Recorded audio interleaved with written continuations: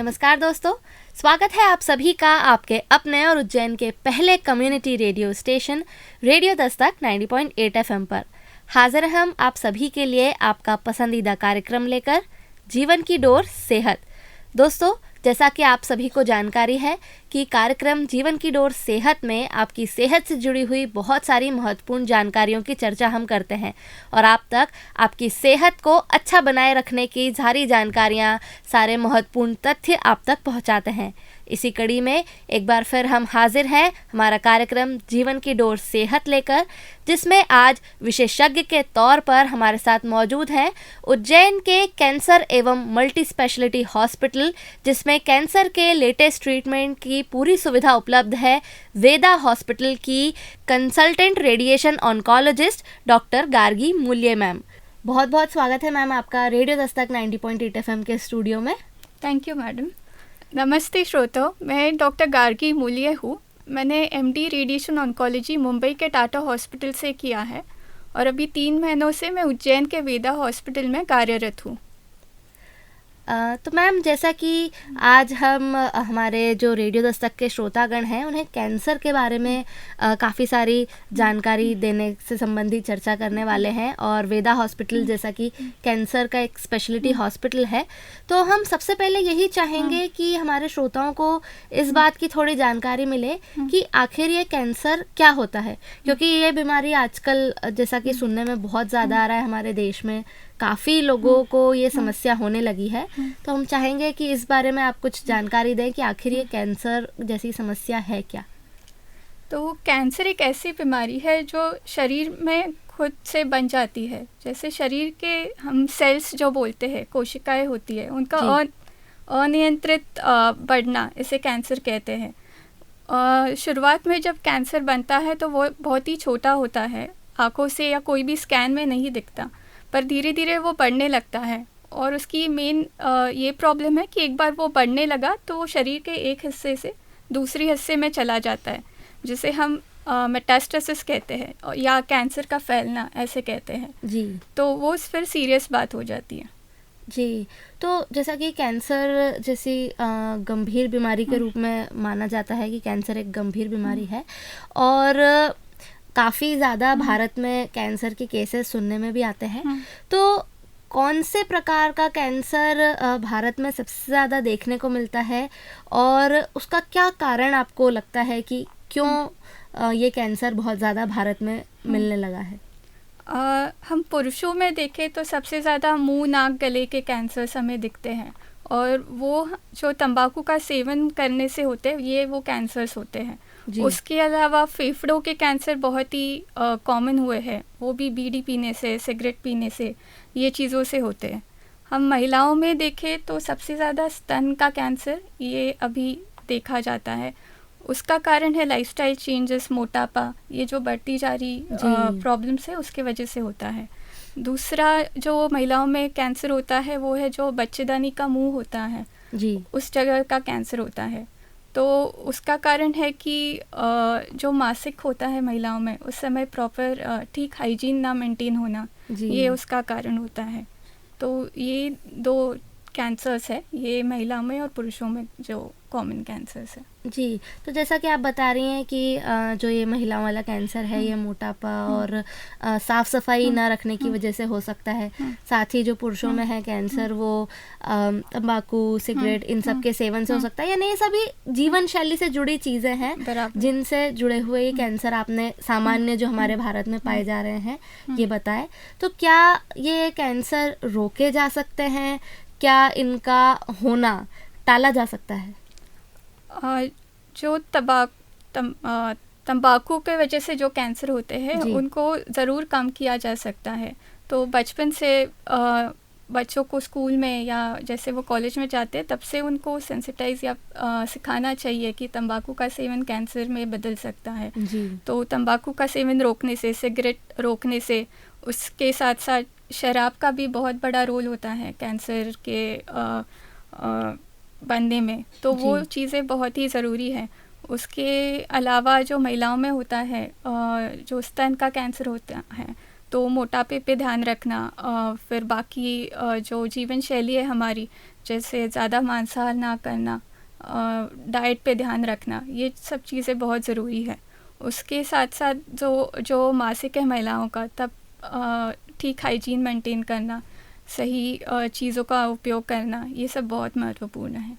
जी, यानी कि दोस्तों आपने सुना डॉक्टर गार्गी मैम ने हमें बताया कि कुछ छोटी छोटी जो महत्वपूर्ण बातें हैं, अगर हम उनका ध्यान रखेंगे तो कई प्रकार के ऐसे कैंसर हैं जिन्हें रोका जा सकता है या टाला जा सकता है, और उन बातों का अगर हम ख्याल रखेंगे तो हम अच्छा स्वास्थ्य बनाए रख सकते हैं। मैम आगे मैम हम आपसे जानना चाहेंगे कि जैसे कैंसर जैसी जो बीमारी है वो कैसे किसी व्यक्ति को अंदाज़ा लगेगा कि उसे कुछ समस्या हो रही है तो ये कैंसर हो सकता है? क्या सामान्य लक्षण आमतौर पर बताए जाते हैं कि अगर ये लक्षण देखने को मिल रहे हैं किसी व्यक्ति को तो उसे लापरवाही ना करते हुए डॉक्टर से मिलके कैंसर की जांच कराना चाहिए? तो कैंसर की वजह से शरीर में काफ़ी बदलाव आते हैं, तो जिस पे अगर हम ध्यान दें तो हमें पता चल सकता है कि कुछ गड़बड़ है और हमें डॉक्टर के पास जाना चाहिए जी। तो जैसे कहीं पे गांठ दिखना, या फिर कहीं मुंह से या संडास या पेशाब में खून आना, ये सब कैंसर के लक्षण हैं। उसके साथ साथ बार बार खांसी आना, जो एंटीबायोटिक्स या कोई खांसी के दवा से ना ठीक होना, ये फेफड़े का कैंसर का लक्षण हो सकता है। जी। महिलाओं में स्तन का कैंसर जल्दी पकड़ना ये बहुत ही ज़रूरी होता है। तो महिलाओं में जो हम बोलते हैं ब्रेस्ट सेल्फ एग्जामिनेशन या स्तन का खुद से परीक्षण करना, ये बहुत महत्वपूर्ण है। तो हम जैसे महिलाओं को बताते हैं कि महीने में एक बार स्नान करते समय या कपड़े बदलते समय उन्हें खुद परीक्षण करना चाहिए, और फिर कुछ बदलाव दिखे तो डॉक्टर के पास जाना चाहिए। ये बहुत महत्वपूर्ण है। उसके अलावा कहीं पे कुछ दर्द होना, सूजन आना, ये भी कैंसर के लक्षण हो सकते हैं। जी, यानी कि कुछ भी शरीर में असामान्यता लग रही है तो उसे लापरवाही में नहीं लेना चाहिए और एक बार डॉक्टर से ज़रूर मिलकर कंसल्ट करना चाहिए। सही। जी, तो और हम जैसा कि देखते हैं कि कैंसर जो है ये बीमारी का नाम सुन के ही काफ़ी लोग घबरा जाते हैं। जो मरीज़ है वो तो बहुत ज़्यादा घबरा ही जाता है, साथ ही परिजन भी काफ़ी डर जाते हैं कि अरे कैंसर जैसी भयावह बीमारी हो गई है, अब कैसे बचेंगे, क्या होगा। तो क्या आमतौर पर आपकी सलाह रहती है कि अगर किसी व्यक्ति को डायग्नोज होता है कि उन्हें कैंसर है तो उन्हें इस खबर का किस प्रकार से सामना करना चाहिए? तो कैंसर नाम सुन के ही जैसे आप बताएं कि सारे लोगों में डर आ जाता है। जी। तो ये तो स्वाभाविक है, पर वो डर के वजह से हमें एक्शन कुछ लेना चाहिए ऐसे नहीं है। तो कई पेशेंट ऐसे होते हैं कि कैंसर का नाम सुन के फिर डॉक्टर के पास वापस जाते ही नहीं है, वो घर पे बैठे रहते हैं सोच के कि ट्रीटमेंट कैसी होगी, हम ट्रीटमेंट करेंगे तो भी ठीक नहीं होंगे। ये सब बातें उनके मन में आती है। तो ये बिल्कुल गलत है। आपने अगर कैंसर पकड़ा गया है आप में, तो ये आप कह सकते हैं कि आप वो लकी पेशेंट्स है जिनमें एटलीस्ट हमें पकड़ में आया है और आपको ट्रीटमेंट हम दे सकते हैं। तो जितना आप जल्दी ट्रीटमेंट के लिए जाए उतना ठीक होने का चांस आपका ज़्यादा होता है, क्योंकि अगर आप अर्ली स्टेज या जो हम बोलते हैं स्टेज 1 या स्टेज 2 में आपका कैंसर पकड़ा जाता है तो आपका ठीक होने का चांस 90% से भी ज़्यादा होता है। तो आप जितना लेट करेंगे उतना नुकसान होगा। जी, ये आपने बहुत ही महत्वपूर्ण बात कही कि कैंसर का इलाज संभव है और अगर शुरुआती दौर में इलाज मिल जाए तो 90% चांसेस हैं कि व्यक्ति ठीक हो सकता है। तो यानी कि घबराने की बात नहीं है, और हम रेडियो दस्तक 90.8 FM के माध्यम से आप सभी से यही कहना चाहेंगे कि अगर कैंसर जैसी बीमारी के बारे में आपको पता चलता है कि आपको या आपके किसी परिचित को है तो घबराएं नहीं, और उसको सामना करते हुए ये समझें कि अगर सही से इलाज लेंगे तो वो ठीक हो सकता है और आपकी इच्छा शक्ति में बहुत शक्ति है, आप उस बीमारी से जीत सकते हैं।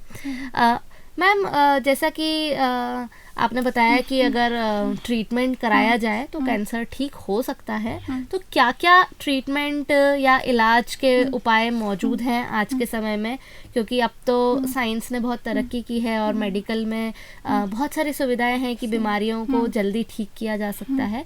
तो क्या क्या सुविधाएं उपलब्ध हैं कैंसर को लेकर, क्या इलाज उपलब्ध है? तो कैंसर के मेन 3 ट्रीटमेंट के माध्यम होते हैं, जैसे सर्जरी होता है, रेडिएशन होता है और कीमोथेरेपी होता है जी। तो हर कैंसर अलग अलग होता है, आपका कैंसर अलग हो सकता है। तो कुछ कैंसर में सर्जरी काफ़ी होता है, कुछ कैंसर में रेडिएशन काफ़ी होता है, कुछ कैंसर में सब तीनों माध्यम का उपयोग करना पड़ता है। तो हर पेशेंट अलग है। तो कई बार पेशेंट मुझे बोलते हैं कि हमें तो रेडिएशन नहीं बताया गया, उस पेशेंट को रेडिएशन बताया गया, या हमें सिर्फ ऑपरेशन करने बोला। तो हर कैंसर अलग होता है, 100-200 प्रकार के कैंसर होते हैं जी। तो हर एक का निदान अलग होता है, हर एक का ट्रीटमेंट अलग होता है।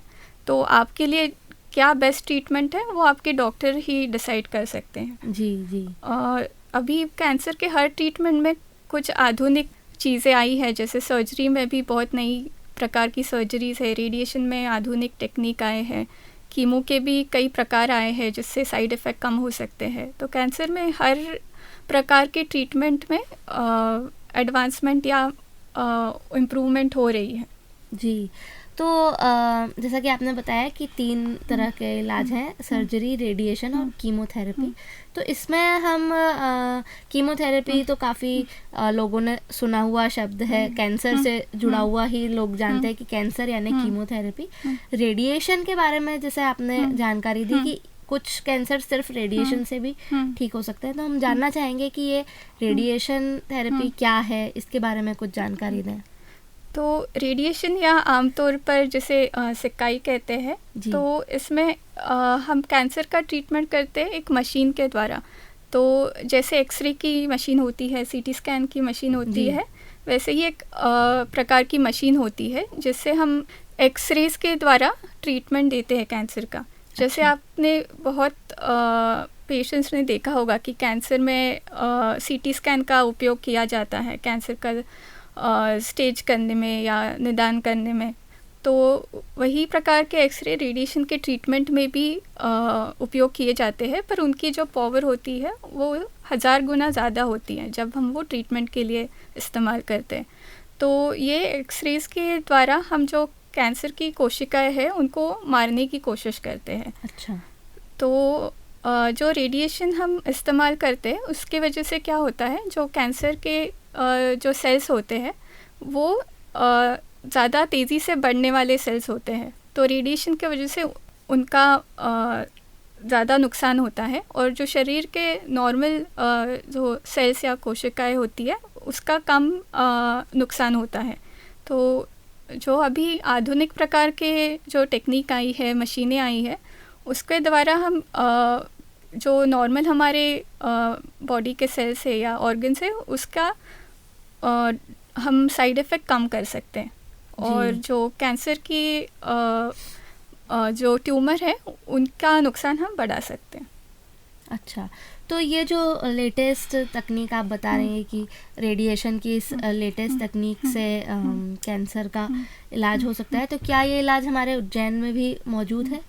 हाँ ज़रूर, हमारे यहाँ जो हेल्सियन मशीन है वो रेडिएशन में लेटेस्ट टेक्नोलॉजी इस्तेमाल करने वाली एक मशीन है। उसमें कई प्रकार के रेडिएशन आप कर सकते हैं, जैसे IMRT, VMAT, IGRT, ये नाम आपने सुने होंगे। तो ये सब ये मशीन के द्वारा हम पेशेंट को ट्रीटमेंट दे सकते हैं जी।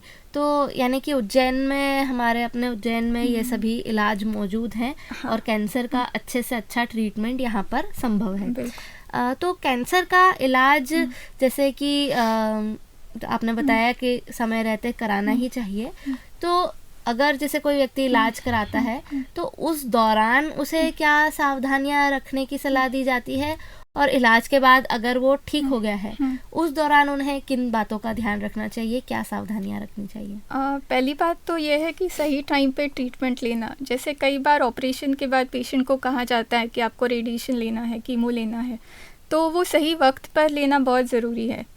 हम कहते हैं कि ऑपरेशन के 6 हफ्ते बाद रेडिएशन लगना चाहिए। तो ये टाइम जो होता है ये बहुत महत्वपूर्ण होता है। अगर आपने लेट किया तो फिर जो भी आगे का ट्रीटमेंट है उसका फ़ायदा आपको कम मिलेगा जी। दूसरी बात है कि जो भी आपको एडवाइस लेना है, कोई शंका है, वो आपको डॉक्टर से पूछनी चाहिए। किसी और को आसपास को या इंटरनेट पे पढ़ के कोई डिसीजन नहीं लेने चाहिए जी। मर्जी से भी कुछ नहीं करना हाँ, चाहिए कि सही। दवाई बंद कर दी या जो बदल दी बताया या था वो नहीं कुछ किया। खाया, खुद से खाया ना खाया, ये सब पूछ के करना चाहिए। जी। और ठीक हो जाने के बाद क्या सावधानियां रखनी चाहिए? क्या दिनचर्या में कोई अंतर रखना चाहिए? क्या आ, सलाह दी जाती है?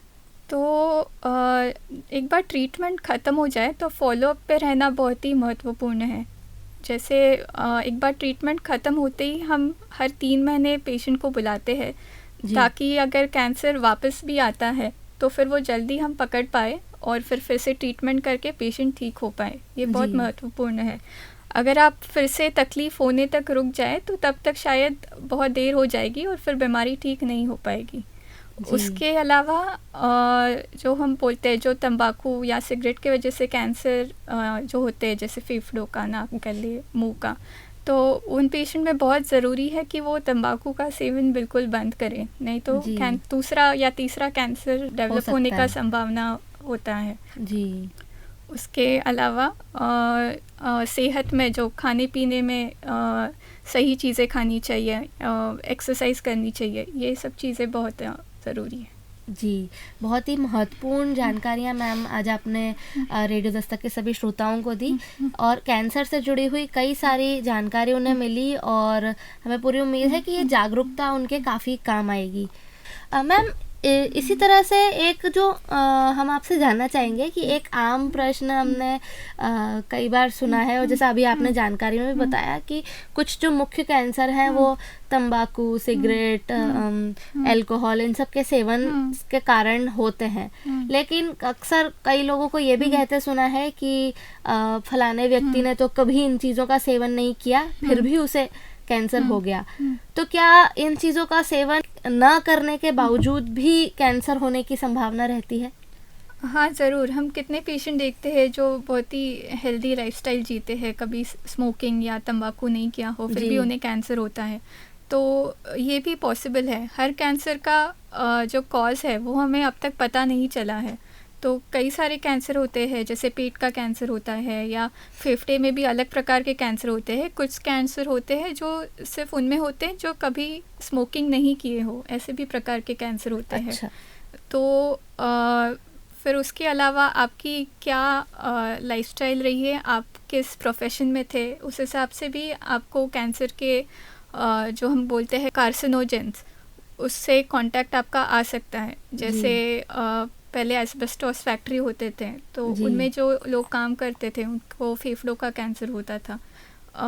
जो पोल्यूशन है उसके वजह से भी फेफड़ों का कैंसर हो सकता है। तो ऐसे कई और कारण भी है, और जो कुछ ऐसे कारण हैं जो हमें पता भी नहीं है, जिनके वजह से भी कैंसर होता है। फिर अगर आप खुद भी स्मोकिंग ना करते हो, या पर आपके घर पे कोई स्मोकिंग करता है, जैसे पैसिव स्मोकिंग या सेकेंड हैंड स्मोक जिसे कहते हैं, फिर भी कैंसर का प्रोबेबिलिटी या संभावना बढ़ती है। उसके अलावा कुछ अभी थर्ड हैंड स्मोकिंग भी एक कॉन्सेप्ट आया है, जिसमें आप जो स्मोक करते हैं या किचन में अगर कोई जल रहा होगा, स्टव है आपका, जो जिसके वजह से जो धुआं निकलता है वो घर भर किसी छोटी छोटी चीज़ों पे जाके गिरता है जी, और उसका जब आप साफ़ सफाई कर रहे हो या कुछ हो और वो आपके नाक के अंदर चले जाता है, तो उसकी वजह से भी कैंसर हो सकता है। जी। तो यानी कि खुद तो सिगरेट पीना या बीड़ी पीना एक खतरनाक है ही, लेकिन ये घर वालों के लिए जी अपने आसपास वालों के लिए भी उतना ही खतरनाक है, क्योंकि वो भी धुआं या उसके जो कण हैं वो अंदर ले रहे हैं। ये बहुत ही महत्वपूर्ण जानकारी मैम आपने दी। तो इस तरह से जैसा कि आप कैंसर स्पेशलिस्ट हैं, आपके पास रोज़ बहुत सारे पेशेंट्स आते ही हैं, तो इस तरह के और क्या क्या आपको सवाल सुनने को मिलते हैं, क्या प्रश्न उन लोगों के मन में होते हैं जो सामान्यतः आपको देखने को मिलते हैं कि ये क्वेरीज हैं इन कैंसर पेशेंट्स की? आजकल कई पेशेंट मुझे सवाल पूछ रहे हैं, शायद ये व्हाट्सएप फॉरवर्ड है, मुझे नहीं पता, कि एक जी। बार कैंसर की गांठ निकाल दे तो जो बची हुई गांठ है वो और तेज़ी से बढ़ जाती है, तो फिर हम सर्जरी करवाए कि नहीं। तो ये बिल्कुल गलत है कि जो भी हम गांठ निकालते हैं, अगर हमें लगता है कि कैंसर फैलने का संभव या शक्यता है तो हम उस पेशेंट्स में कीमोथेरेपी का इस्तेमाल करते हैं। जी। तो ऑपरेशन करने से कैंसर फैलता है, ये बिल्कुल ही गलत इन्फॉर्मेशन है। जी। उसके अलावा पेशेंट्स पूछते हैं कि मोबाइल फ़ोन से कैंसर होता है क्या। जी। तो बहुत सारा रिसर्च किया गया है और मोबाइल फ़ोन से कैंसर नहीं होता है उसे। अच्छा। हाँ। फिर मैं रेडिएशन से इलाज करती हूँ, तो कई पेशेंट मुझे पूछते हैं कि एक बार हमने रेडिएशन ले लिया तो हम बच्चों के साथ खेल सकते हैं क्या कि या हमारे घर पे कोई गर्भवत महिला है तो हम घर पे रह सकते हैं क्या। तो आप बिल्कुल रह सकते। ये जो हम रेडिएशन देते हैं वो एक्सटर्नल रेडिएशन होता है, वो सिर्फ आपके शरीर में काम करता है, वो आपके शरीर से कोई और के शरीर में नहीं जा सकता और उनको हानि नहीं पहुंचा सकता है। जी। तो ये भी एक प्रश्न रहता होगा हाँ। कैंसर से जुड़े मरीजों में। तो जैसा अभी आपने गर्भावस्था का मेंशन किया, तो हम ये भी आपसे ज़रूर जानना चाहेंगे कि क्या इस अवस्था के दौरान, गर्भावस्था में कैंसर जैसी समस्या देखने में अगर आती है तो उसमें इलाज का किस प्रकार से क्या प्रावधान रहता है? ऐसी महिलाओं को क्या सलाह दी जाती है? कई बार गर्भावस्था अवस्था में भी कैंसर का निदान होता है, तो ये इस अवस्था में भी कैंसर का ट्रीटमेंट किया जा सकता है, जिससे माँ की भी जान बचा सकते हैं और बच्चे का भी ध्यान रख सकते हैं। तो ऐसे नहीं करना है कि गर्भावत महिला में कैंसर दिखाई दिया तो 9 महीने रुक के फिर बाद में ट्रीटमेंट लेना है, क्योंकि फिर माँ को बचाने का जो चांस होता है वो हम खो जाएंगे। तो जैसे सबसे साधारण रूप में गर्भवती महिलाओं में स्तन का कैंसर दिखाई देता है। तो महिला कौन से गर्भवती के कौन से पीरियड में है, पहले 3 महीने, हम उसको 9 महीने को 3 भाग में डिवाइड करते हैं। तो हर 3 महीने के हिसाब से हम एक से ट्रीटमेंट चूज़ कर सकते हैं, जिससे बच्चे को कम से कम नुकसान हो और कैंसर को ज़्यादा से ज़्यादा हम ट्रीटमेंट दे सके। तो कई सारे कीमोथेरेपी की दवाइयाँ भी है जो गर्भावस्था अवस्था में बिल्कुल सेफ़ है, वो दी जा सकती है। रेडिएशन गर्भावस्था अवस्था में नहीं कर सकते, पर ऑपरेशन ज़रूर कर सकते हैं, और फिर कीमो और ऑपरेशन करके हम जो बीमारी है उसका इलाज कर सकते हैं, और अगर रेडिएशन की ज़रूरत है तो वो डिलीवरी के बाद हो सकता है। जी, काफ़ी महत्वपूर्ण जानकारी थी ये। तो इसी से जुड़ा हुआ एक प्रश्न और है कि क्या इस प्रकार माँ से बच्चे को कैंसर होने की संभावना रहती है? क्या कैंसर का आनुवंशिकता से कोई संबंध है? तो माँ की वजह से बच्चे में कैंसर होना, तो ये एक हेरिडिटरी कैंसर, एक अलग प्रकार के कैंसर होते हैं। क्योंकि माँ में कैंसर है तो ऐसे इन्फेक्शन की तरह वो बच्चे में नहीं आएगा, पर अगर माँ में कुछ जीन्स में कुछ प्रॉब्लम है तो फिर वो बच्चे में आ सकता है। सबसे साधारण रूप में जो स्तन का कैंसर होता है, गर्भाशय का कैंसर होता है, या फिर आंतड़ी या इंटेस्टाइन्स का कैंसर होता है, वो कैंसर आनुवंशिक होने के चांस सबसे ज़्यादा होते हैं। तो अगर आपके घर पे एक से ज़्यादा मरीज़ों को कैंसर हुआ है, या बहुत ही कम उम्र में, जैसे 40 के उम्र के अंदर कैंसर हुआ है, तो आपने ज़रूर डॉक्टर को कंसल्ट करना चाहिए, क्योंकि ये सारे कैंसर्स आनुवंशिक हो सकते हैं। जी, तो दोस्तों आपने सुना, अगर जो कैंसर हमें गार्गी मैम ने बताए, उन कैंसरों के आपके घर में हिस्ट्री रही है, आपके परिवार में किसी को वो कैंसर हुए हैं, तो आपको भी समय समय पर अपनी जांच कराते रहना चाहिए, क्योंकि ये कैंसर आनुवंशिक भी हो सकते हैं। तो अपनी सेहत का आप ज़रूर ख्याल रखें। जी, तो ये तो काफ़ी महत्वपूर्ण जानकारियाँ हैं जो हमारे श्रोताओं के ज़रूर काम आएंगी, और ये जागरूकता रेडियो दस्तक के माध्यम से आज हम सारे श्रोताओं तक पहुंचा रहे हैं कैंसर की। आपको क्या लगता है ये जागरूकता कितनी महत्वपूर्ण है, क्योंकि आप तो कैंसर के मरीजों से रोज़ाना ही मिलती हैं, तो ये जागरूकता आपको कितनी महत्वपूर्ण लगती है कैंसर के प्रति लोगों में जो होनी चाहिए? जागरूकता की वजह से मुझे लगता है सबसे महत्वपूर्ण बात जो होगी, हम कैंसर कम स्टेज में या अर्ली पकड़ में ले लेंगे, उसके दो फ़ायदे होते हैं। एक तो हम जितना जल्दी पकड़ में लाए उतना ठीक होने का चांस ज़्यादा होता है। पर दूसरी महत्वपूर्ण बात यह है कि अगर आपने कैंसर जल्दी पकड़ लिया तो उसकी जो ट्रीटमेंट है वो भी कठिन होती है। तो अगर मैं बताऊँ आपको कि जो मुंह का कैंसर होता है, अगर वो आपने पहले या दूसरे स्टेज में पकड़ लिया तो ऑपरेशन करना काफ़ी होता है ऐसे केसेस में। अगर आपने स्टेज 3 या 4 में आप डॉक्टर के पास गए, जब बीमारी बहुत बड़ी है, एक जगह से दूसरी जगह फैल गई है, तो उस पेशेंट्स में हमें ऑपरेशन, रेडिएशन, कीमोथेरेपी सब ट्रीटमेंट देने पड़ते हैं। उससे पेशेंट पे फाइनेंशियल भी प्रॉब्लम्स आते हैं, उसके अलावा तीनों ट्रीटमेंट के साइड इफ़ेक्ट्स भी पेशेंट को फेस करने पड़ते हैं।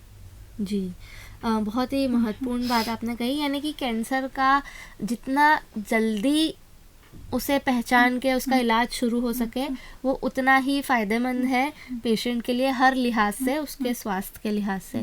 बहुत ही महत्वपूर्ण जानकारियाँ गार्गी मैम आज आपने हमारे रेडियो दस्तक के श्रोताओं को दी। अंत में हम आपसे यही जानना चाहेंगे कि हमारे रेडियो दस्तक के माध्यम से क्या संदेश आप हमारे उज्जैन के लोगों को, हमारे सभी श्रोताओं को देना चाहेंगी? मैं बताना चाहूँगी कि कैंसर से डरिए नहीं। कैंसर एक बार हो जाए तो उसके स्वीकार लीजिए और जल्द से जल्द ट्रीटमेंट शुरुआत कीजिए। उसके अलावा जो भी आपको डॉक्टर बताते हैं वो सब ठीक से फॉलो कीजिए और एकदम पॉजिटिव आउटलुक रखिए।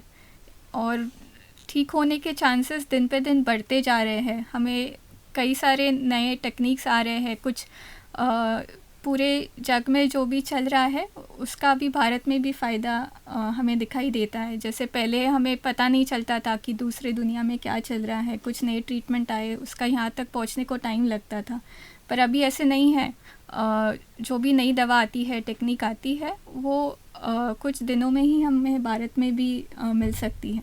तो इसका फ़ायदा हमें अभी उठाना चाहिए और कैंसर का ट्रीटमेंट टाइम पे लेना चाहिए।